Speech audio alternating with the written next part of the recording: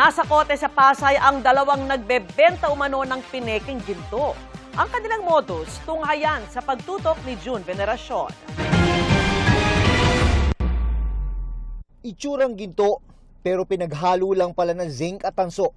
3 kilo ng mga pineking ginto na yan ang nasabat mula sa dalawang inaresto sa entrapment operation ng Anti-Cybercrime Group ng PNP sa isang hotel sa Pasay.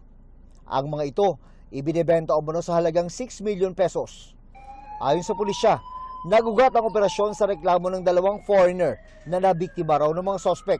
Initially, merong nag-endorse sa kanila and then through online, nagkaroon ng mga ads sila doon about the gold bars and this. Then they ordered for this item. Harapan daw ipinakita sa mga foreigner ang pagbarena ng mga sospek sa dala nilang ginto para patunayan na ito ay tunay. Pero bago i-test, dito na papasok ang hocus-pocus.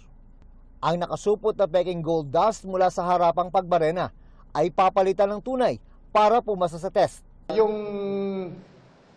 ibibigay sa'yo, yung i-check mo para madrill mo, ay isi-switch nila. So may deception dito, talaga nagkaroon ng fraudulent transaction.